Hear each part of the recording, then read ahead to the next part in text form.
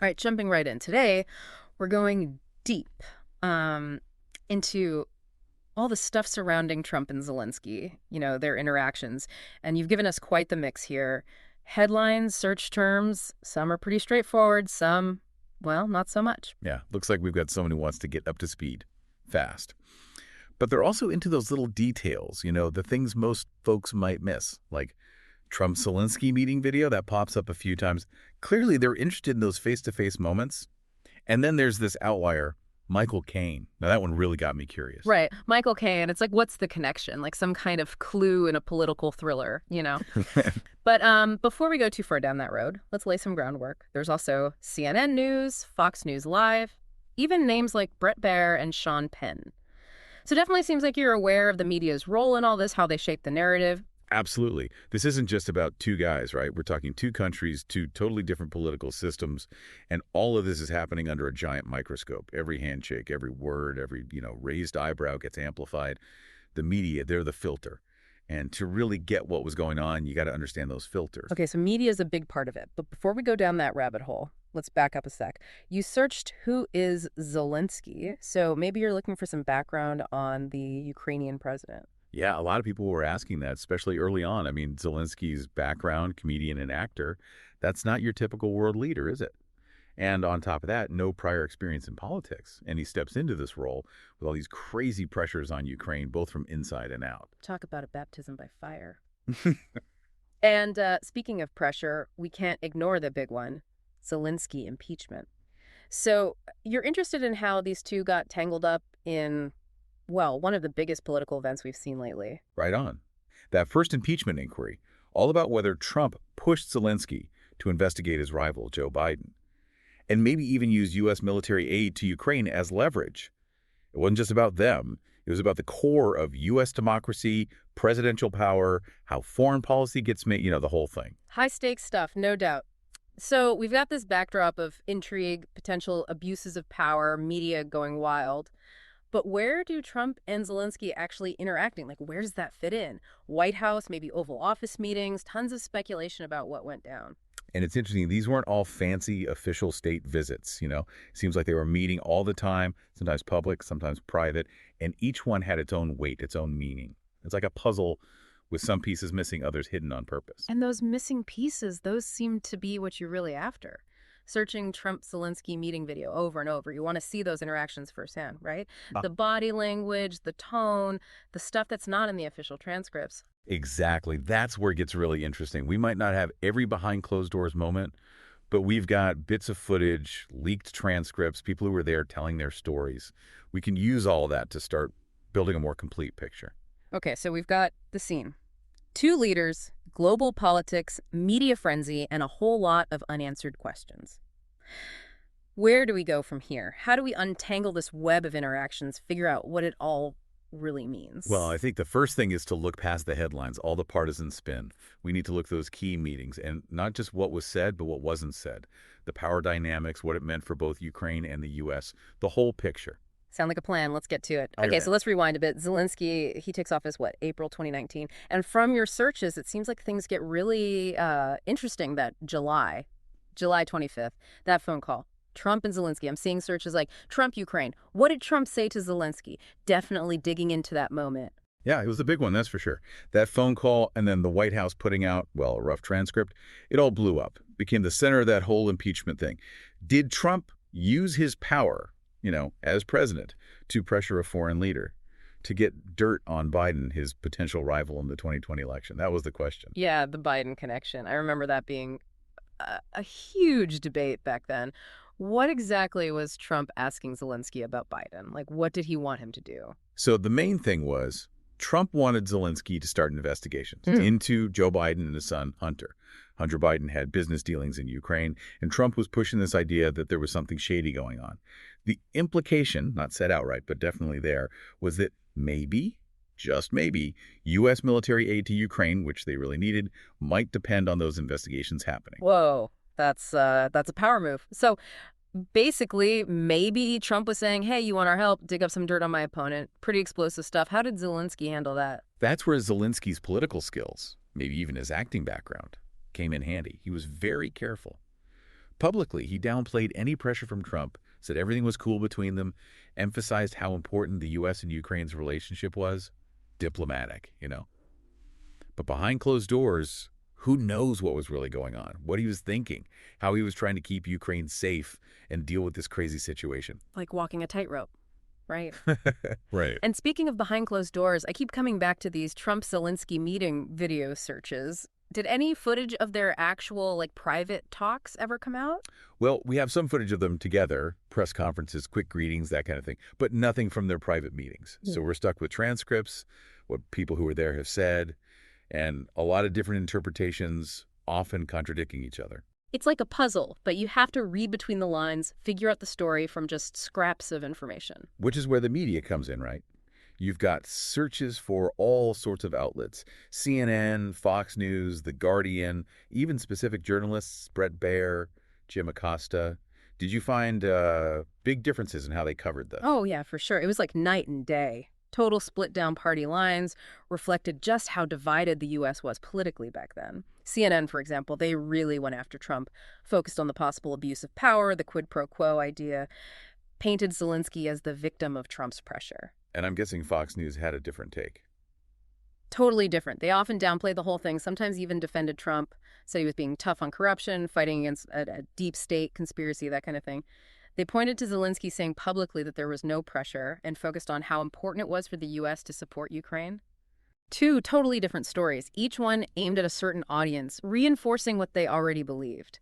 Makes you wonder, how much did people's understanding of this whole thing get shaped by, where they were getting their news? Exactly. Media framing, how it influences what people think, that's key here. Did people get the full picture or just a version that fit their existing biases? And with searches like Trump-Zelensky shouting, reaction to Trump-Zelensky meeting, it seems like you're interested in how the public, how regular people reacted to these interactions. Was there outrage, been confusion, something else entirely? It was all over the place, really. Mirrored how divided the U.S. was, and the world for that matter. Some people were really disturbed by what Trump was doing, saw it as like betraying Ukraine, a dangerous sign for U.S. foreign policy. Others, they saw it as nothing, just a political attack, nothing to see here. So you've got all this going on, but what about Russia?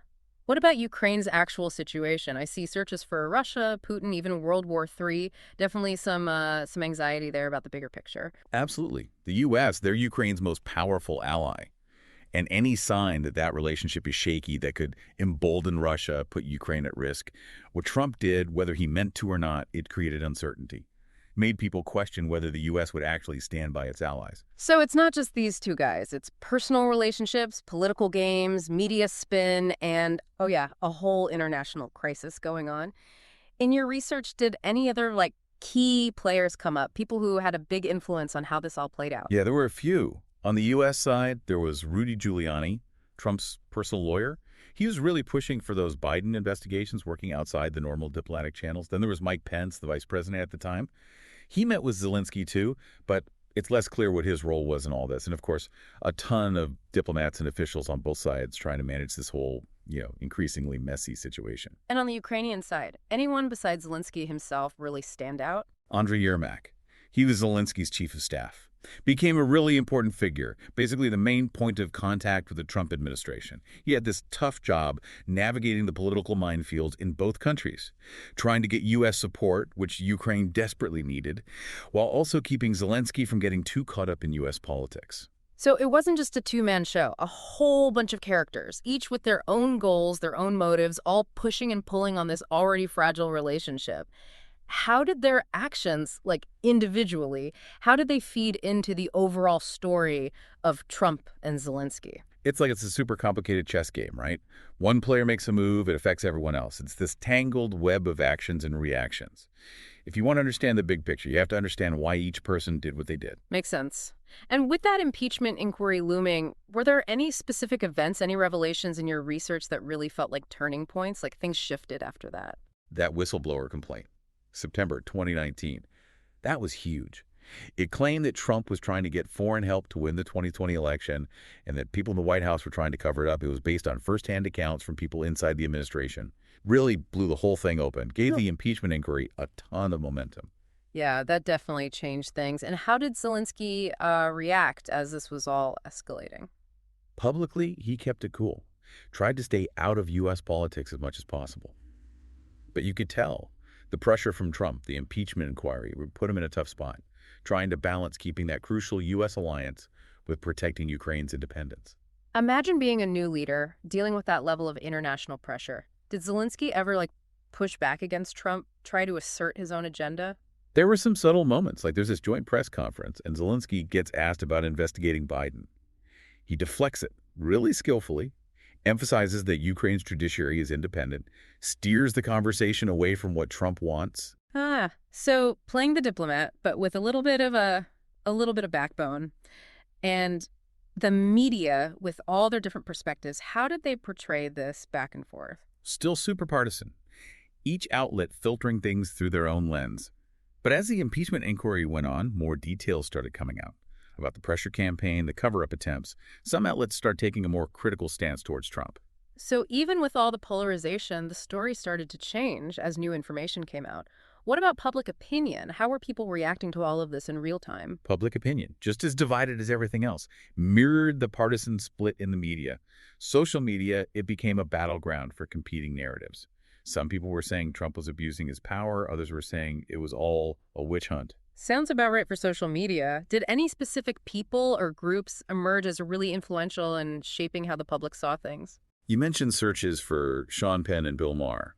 Sean Penn, the actor, he was very vocal, criticized Trump a lot, said he was putting Ukraine at risk for his own personal gain. Bill Maher, the comedian, he was more nuanced, questioned what Trump was doing, but also questioned how effective the impeachment process was. So a mix of celebrity voices adding to the noise. What about regular people? Did you find anything about how they were reacting? Polling data from back then, it shows a super polarized public. How people felt about Trump and Zelensky, it really depended on their political party. It seemed like people were just, interpreting things through their own beliefs, not really engaging with the details. It's like even with factual events, how we see things is so subjective, influenced by all these outside factors. It's almost like we all live in our own little curated realities. Yeah, it's true. And that brings up something really interesting. We've been talking about the politics, the diplomacy, all that. But there's another layer here, the power of image, of how things are perceived. Oh, right. Those searches, Michael Caine, Zelensky height, the ones that seem so random at first, what's the connection? Maybe those searches, as strange as they seem, actually show a deeper understanding of who Zelensky is, how he handled those intense encounters with Trump. Okay, I'm listening. Explain this connection to me. Michael Caine. Think about him. He's got that presence, that voice. He often plays characters who are, strong, in control, even when things are tough. Maybe subconsciously you're making a link between him and Zelensky. Zelensky, despite being a comedian, he showed real resilience, real strength on the world stage. So it's a comparison based on strength of character. But what about Zelensky height? How does that fit in? Height. We often connect it with power, with being dominant. Trump, he's a tall guy and he definitely uses that, his size to be intimidating. Zelensky, he's not as tall. But in their meetings, he never seemed weak or scared. So you're saying the search for Zelensky height might be about a fascination with how Zelensky, even though he was shorter, could stand up to Trump, project confidence, even push back a little bit. Exactly. It's about more than just height. It's about the optics, how power dynamics are shown visually. Maybe those searches were hinting at how Zelensky, despite being physically smaller, still managed to hold his own, be seen as a leader. That's really insightful. It shows that sometimes the most revealing details are the ones we don't expect. It's a reminder that how humans interact is complicated. There are all these layers, all these things influencing us that we don't even realize. And when you're dealing with people like Trump and Zelensky on a global stage with so much at stake, every little thing matters. Every word, every gesture, even something as seemingly small as height. Okay, so we've been talking about Zelensky's image. These searches for Michael Caine and Zelensky height, they seemed so out of place at first. But now I'm starting to see how they connect to those power dynamics. Yeah, it's fascinating, isn't it? Those searches, they might seem random, but maybe they're pointing to something deeper. Like you're trying to understand Zelensky not just as a politician, but as a person. Right. We've talked about the politics, the pressure, all of that. But who is this guy who can stand up to Trump, who can lead a country through a war? Exactly. And maybe, subconsciously, you're looking for those points of reference, those familiar figures who embody certain qualities, like Michael Caine, with that cool confidence, that air of authority. I see what you mean. It's like, yeah, maybe I was subconsciously drawing a parallel. Kane, he's always playing those characters who are, strong, in control, even under pressure. And Zelensky, he kind of projects that same energy, right? Even though he came from a comedy background, he could command a room. Exactly. He might not have had the political experience, but he had that presence, that ability to connect with people. And that brings us to Zelensky height. It's not just about how tall he is, it's about how that relates to power. Okay, explain that one to me, because honestly, I was just curious, like, how does he measure up to Trump, literally? Well, height is often linked to dominance. Yeah. Right. Especially in Western cultures. Yeah. Trump, he's a tall guy. He uses that, stands tall, uses his size to try and intimidate people. But Zelensky, even though he's not as tall, he never seemed intimidated by Trump, never seemed to back down. You're saying those Zelensky height searches, maybe they were about more than just curiosity. Maybe it was about trying to figure out how Zelensky could hold his own against someone like Trump, who's literally and figuratively trying to loom over him. Right. It's about how those subtle things like height play into the whole power dynamic. And Zelensky, he found a way to project strength, confidence, even when standing next to someone who's physically larger. It's about more than just physical size. It's about that inner strength, that presence. That's really interesting. It's like all these little details, even the ones we don't think about consciously, they can tell us a lot about how power works or people perceive each other. Absolutely.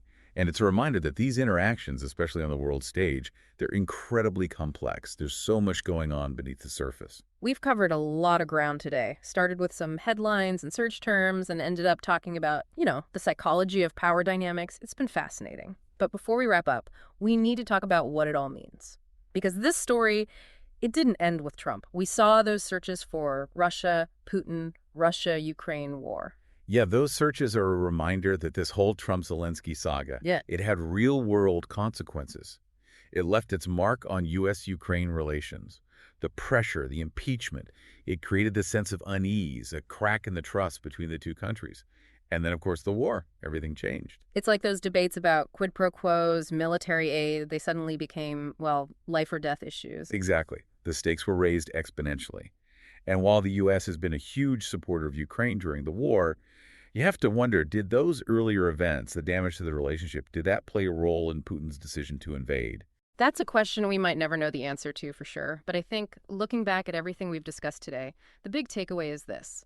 The relationship between Trump and Zelensky, it wasn't just some political drama. It had real, lasting consequences. It shifted the balance of power, exposed vulnerabilities, and ultimately, it continues to shape the world we live in today. And just like those seemingly random searches led us to some deeper insights, I think there's still so much to uncover, to understand about this whole saga. Well said. And on that note, we'll leave you with this. How will the Trump-Zelensky era, with all its twists and turns, how will it shape the future of U.S.-Ukraine relations? And how will it shape global security in the years to come? It's a question worth pondering. Because history, it has a way of repeating itself if we don't learn from it. Today is your lucky day. Today is the day that our $3 website works for you, paying you directly to your PayPal daily. Imagine $3 ongoing continuous payments to your PayPal account. Imagine falling asleep and waking up to $300 in your PayPal account. How would this make you feel? How could this help you? What bills could you pay? What kind of fun could you have? What does that retirement look like now? All for a one-time payment of $3. This website is DFY done for you, fully built and completely hosted, and never stops collecting payments for you. You have spent $3 on coffee on a regular, but that coffee won't help you create multiple streams of income. Click the link below.